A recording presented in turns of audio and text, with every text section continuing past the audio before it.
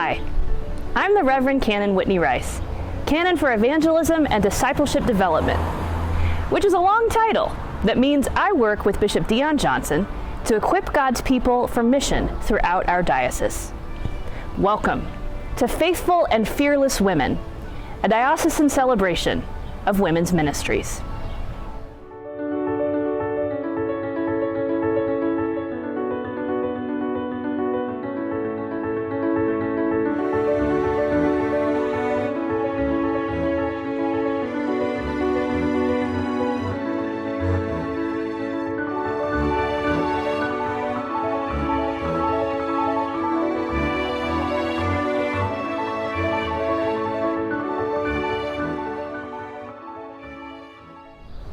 Our final story in this series moves us into the 21st century.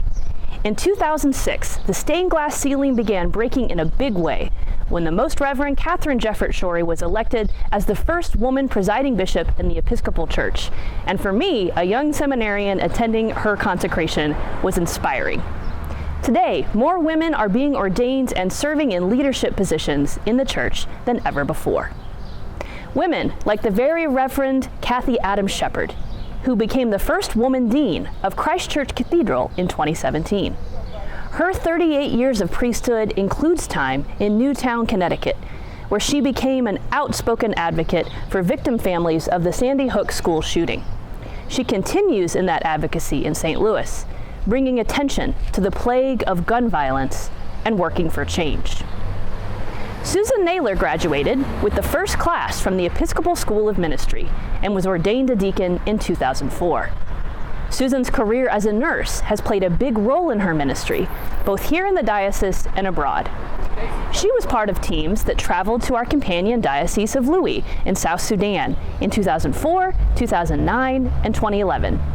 Deacon Susan was in charge of relationship building, along with health and safety education for the people of Louis.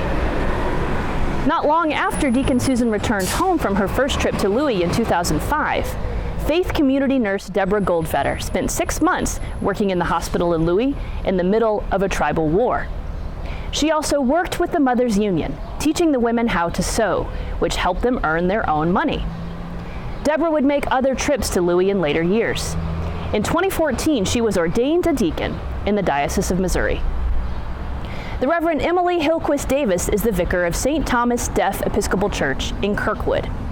Emily's deep spirituality and love of language make her an inspiring priest, serving with the vibrant lay leaders of the deaf community. This is just a sampling of the fabulous women serving in this diocese.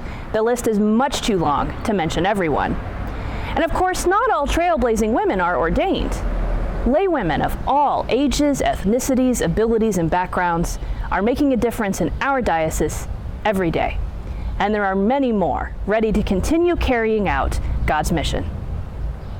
Women like Josephine Ezenwa. She came from Nigeria, where her call to the church was not supported because she is a woman. And she is now making her prophetic voice heard.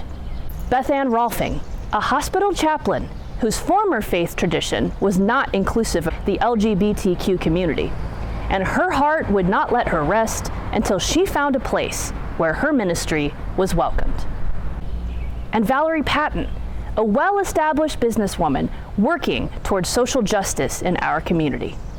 She's a member of All Saints and Ascension and is now discerning service in the diaconate.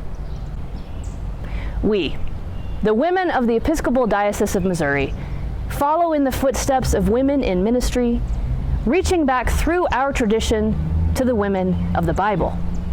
From Deborah, Hannah, and Esther, to Dorcas, Mary Magdalene, and Mary of Nazareth. We have much to live up to, and much to inspire us. We hope all of these stories will empower us to hand the torch on to the next generation of women leaders in the Episcopal Diocese of Missouri.